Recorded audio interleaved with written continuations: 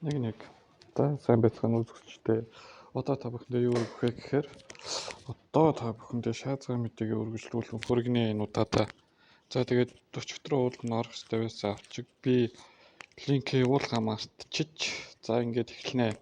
Тайлан Монгол улс бохирдлын асуудлаар дэлхийн 67 улсаас 67 дугаар дэрэмлэгдэж муу дүн авчээ гинэ. За энийг харъя бүгнөрөө. Дэлхийн өрсөлдөх чадварын тайлан 2024 болон Монгол улсын үр дүнгийн талаар эдийн засгийн бодлого өрсөлдөх чадварын судалгааны төвөөс өнөөдөр мэдээлэл өглөө. Дэлхийн 67 улс оронтой харьцуулахад манай улс өрсөлдөх чадвар ямар байгааг судлаач Гамбат дараах байдлаар танилцуулав.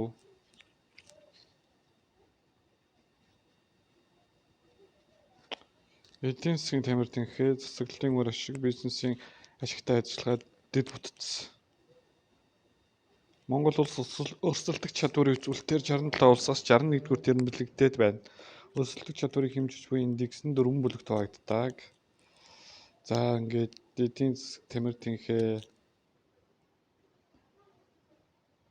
Мандэр бол 42 дугаар байрт. 53 дугаар байрт. Засаглалын үр ашиг дээр 53 дугаар байрт. Бизнес байгууллагын ашигтай ажиллагаа дээр 62. 67-оос 62 дурсан юм шиг. За бас хойно 5 улстай юм аа. Улмаар 67 улсаас 64-р дэрэмлэгдэж дэд бүтц буурахад манай улсын шинжилгээ ухааны дэд бүтц эрүүл мэндийн хүрээлэн буурсан гэх үндсэн сөрөг нөлөө үзүүлсэн байна. За. Валютын доктортой байдал.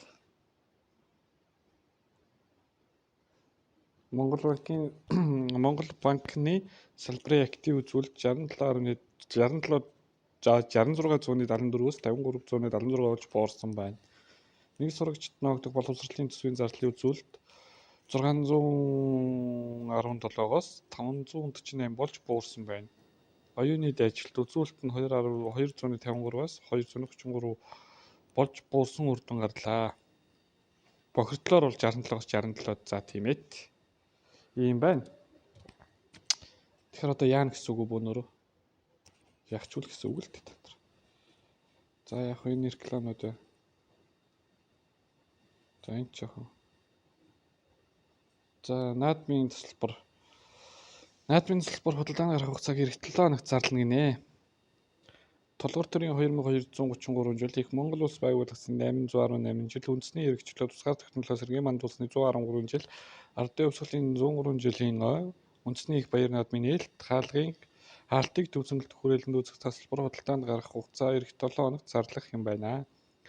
Их сурвалжаас татварласнаас 6 дугаар сарын 25-ны мигмар гарагт баяр наадмын тасалбар худалдаалах болон хойшуур зэрэг хүнсний үйлчилгээний зөвшөөрлийг хэрхэн олгох талаар хотын даргын нийт мэдээлэлээр тавилжээ. Тэрээр үндэсний баяр наадмыг зохион байгуулах хорооны дэд даргаар ажиллаж байгаа юм аа. Жилийн жил наадмын тасалбар дараалал үүсгэж шагчдын гарт орж байна гэх асуудал гарч 2019 оноос хойш захимаар худалдаалдаг болсон билээ. Энэ жилийн хувьд захимаар зарагдах аж. Өнгөрсөн жил үндэсний баяр наадмыг үүсгэх тасалбар 42-оос 52,500 төгрөгөөр худалдаалагдаж байв. Наадмаар монголчууд 6 өдөр амрах хуультай бөгөөд 7 дугаар сарын 10-наас 15 гарагаас 7 дугаар сарын 16-ны мигмар гараг хүртэл баяр наадмын амралт үргэлжилнэ гинэ. За ингээд та бүхэн мэдчихвэл 10-наас 16 хүртэл амрах нь байна. За тэгээд нөгөө нэг жижиг бизнес эрхэлдэг хүмүүс байдаг шүү дээ. Нөгөө хуушуур муушуур зарагч гэдэг юм уу, тим бизнес эрхлэх гэж байгаа хүмүүс байх юм бол одоо зөвшөөрлөө удахгүй авах үгүйг нь зарлах нь байна. За ингээд жоохон хүн хэрэгтэй мэдээлэл өгөх гээд байгаа ш. За тийм байна.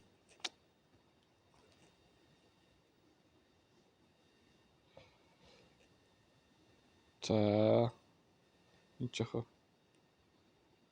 хөрхий живжүүлсэн 2 хүүхдийг аварсан 19 дэх залуу өөрөө амиа алдчихаа гинэ. Энийг үзэхүү бөнөрөө.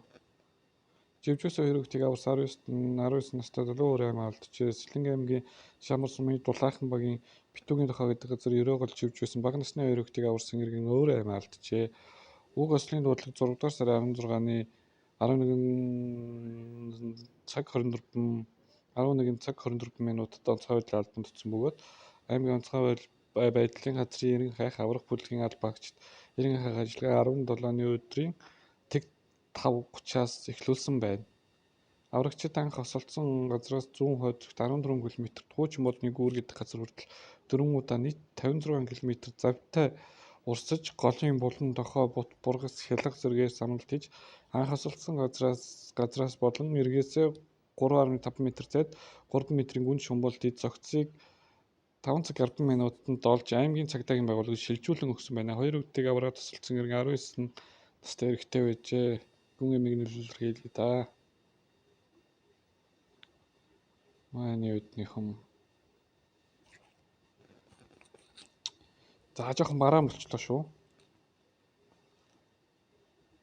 Өнгөрөл шатаахгүй үлэнгэр гэж бичт юм л та. Тэгээд энийг үлэнгэрэл гэж унших хэрэгтэй та. Үлэнгэрэл шатаахгүй байхыг анхаарч байна. Хэрвээ шатаахаар яадаг вэ гэхээр наад чи мод руу ороод галт төмөр болно шүү дээ. За нэг иймэрхүү байна. Энэ удаад одоохондоо сонгуул Монголын юм мэдээцтэй бид хоёр бэлдэхгүй гэж бодож байгаа. Яг нэр дэвшигчдийн тойрог торгоор нэг өдөр танилцуулж болох юм.